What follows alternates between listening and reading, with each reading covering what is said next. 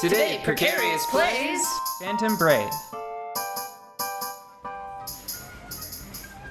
Ash! I know. We don't have much choice. Sulfur's still weak from the battle with Sprout. We may be able to defeat him. This is it. I have to protect Marona, even if it costs me my soul. What on earth is You'll go giggle-worthy? no further. For her sake, I will Castile not fail. rolling back a few. I don't want to be in on this. This is all you guys. I came here with putties and my research. Aid me in battle. Chartreuse Gale! This is your area. Back here again, huh? Oh, he's got bits. He's got a flying bit. What a weird design. Looks sort of like a... Kind of reminds me of a whale. Like a whale head. Man, whales are big, okay? I know that might not be a shock to anybody ever, but I was thinking about big whales, and they're big. Yeah? Yeah. Like, Oh no, okay. There's some big numbers he's got. yeah. It's gonna be a real shame if I Like a came all this whale. way. Whales have huge numbers. They do. Their hearts are 5 feet by 5 feet by 5 feet. They're Yeah. like 5-foot cubes This is of really just blood pump. This is really disappointing. No, those are big. That's No, big. not that thing. The other thing. The thing that I'm worried about. Greg not being here. Greg would have been... He would have loved this party. He would have been pretty useful. What with the whole... A large number of small targets to beat up on, you know? Yeah.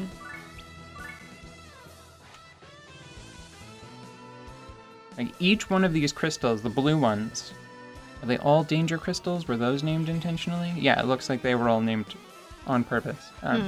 So these danger crystals are, appropriately enough, they are providing invincibility to sulfur. How dare they? Well, you see, when a game designer loves its final boss very much, it decides that for the first few turns, you shouldn't be able to hurt it. So you can watch it. Oh! Okay. I mean... But. But?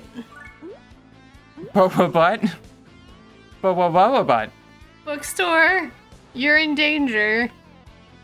I am amazed We that have one the less book month didn't in the break. year now. It's not that bad. Hold on. I can fix it. It looked bad, but I can fix it. The real danger is Marona getting blasted with something like that, you know? Because that is a, that's a quick ticket to a game over. I'm a little nervous about putting anybody down. Who's fast? Astrobani can probably do it. Oh, nope. Not quite fast enough, I suppose. That's a shame. You know what I should probably do just in case? What? Let me put my other character that's able to revive on the field. Yeah. So ask me a question, because I've got answers. Well, They're we were hidden. talking about boss stages and how they're often simplified in most games, and I feel that is, I don't know, it definitely has pros and cons, but I have always thought of it as a little bit strange because the boss is supposed to be a culmination of everything you've learned thus far, right? It's supposed to test your skill and push you a bit. That is a common I don't want to make it sound. I think that is a very reasonable. Let me say that it It's is a very reasonable expectation, at least. Yes, it is a very reasonable design, right? Yeah. Well, 2 healers on the board, not a bad idea. So with that in mind, if you've been dealing with it, if you've been playing a game that has terrain elements that you have to actually work with, then why would your boss battle have no or diminished terrain elements? Because it is something that is engaging in standard gameplay, but might be frustrating if you're facing an enemy where most of its stats are a 4-digit number. Yeah. Have you ever come across like a boss that was just really crafty instead of it having like a special big open stage? Yeah, sure, definitely. Tell me some. I mean, I'm thinking Metal Gear Solid bosses personally. Oh, yeah, they come to mind. But those are like, I don't know, they seem an easy thing to remember as being cool and crafty because you were playing a spy game, so I mean, it kind of has to. Bloodborne had some bosses that were pretty clever. Like, the characters themselves were supposed to be a kind of clever, right?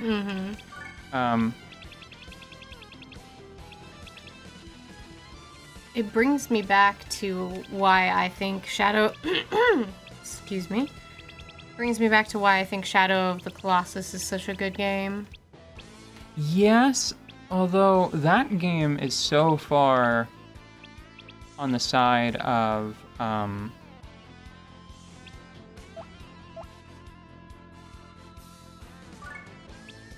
clever design. Yeah. That I feel oftentimes I will describe that as a kind of puzzle game to people. I don't usually describe it as I describe it as like a puzzle game where the first barrier to entry is your capacity to like manipulate a controller. You have to be able to play action games to play Shadow of the Colossus effectively. Yeah. But I would say that it's more of a... It is so standout, it might not be worth talking about in this context. Functionally, I think it's more of a puzzle game. Yeah. Wow, that did not do so much as it should have. Unless this guy has a healing spell hidden somewhere, I think I should still be... I think I should be fine. Still looks doable. Yeah. What are some of your... Tell me about some of the bosses in Bloodborne. Bloodborne. Bloodborne. I did not, generally speaking, just broadly. I know about your time with Bloodborne. Yeah, I did not. By the end, I did not like it. I beat it, but at the end, it was very rote. It was very mindless. I was just doing it to do it. Yeah, you have this attitude of if I don't beat the game beats me. Right. Most of the time. So it was the. I think that the term is a hate fuck by the end.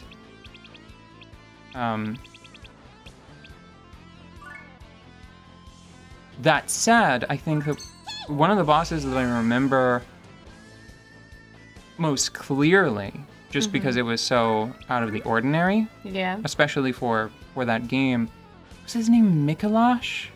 He was a scholar. So, who are you terminating, sir? Okay, terminating Ash. That's actually not that bad because he's on his own. Level up! No, you can't do that here. Okay, weird game. This is a library. You can't do that here. So, the thing about this guy is that instead of fighting you, like would be a respectable thing to do, he runs away and he runs through these, like this winding collection of paths, right? Mm-hmm. Giga... Do I have Mega Wind? Yeah. I do have Mega Wind. Okay. Because I think you're just paying for more area. I don't actually know if it does more base damage. Oh, it might do a little more base damage, but probably not enough in this scenario to justify the cost.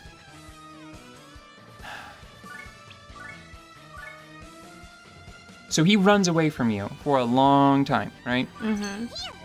And you have to chase him, and a lot of weaker monsters will spawn. Like, I think that there are sort of like these haunting marionettes that you have to deal with. Mm-hmm. And that boss, from what I understand, I think it frustrated a lot of people, but it reminded me of bosses from Demon Souls and Dark Souls, where the moment-to-moment gameplay, that was more about the challenge, and then a lot of the bosses were about creating an interesting scenario.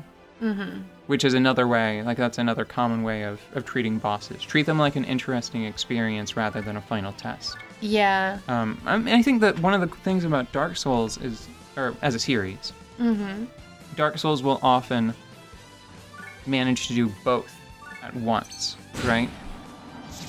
So, what's a good example? In Dark Souls 3, a boss that immediately springs to mind, I think that it hits a pretty nice balance on a lot of different vectors, right? Yeah. So, I can't remember the name.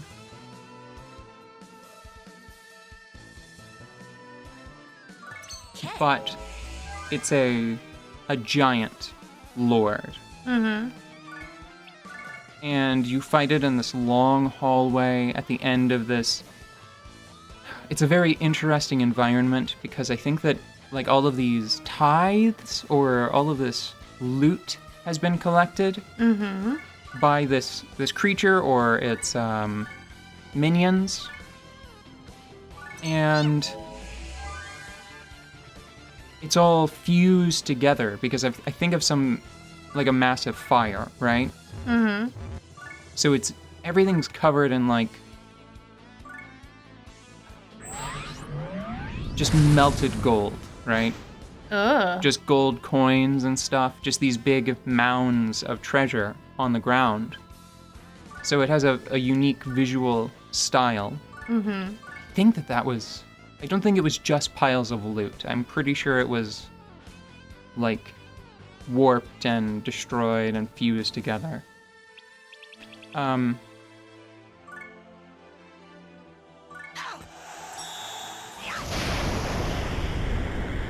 Yeah, I've got a few of those too.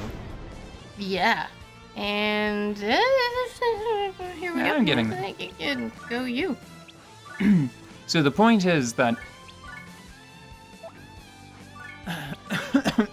pardon me. The point is that you go to this interesting area with these interesting visuals, and the fight itself, you can fight it normally, and I think it's adequate, right? It's fine. Yeah. It is like an above average challenge. But somewhere in that arena, there's a special sword that you can acquire that makes it significantly easier. I think it's a sword that is said to be able to like cut the sky, right? Okay. Like one of those. Okay. And a rocket ship. Got it. you can charge it up when you're swinging it to release a blade of wind that causes the boss to stagger. Mm-hmm. And if you just use that, the final you'll get there, right? Mm-hmm. You'll get through it.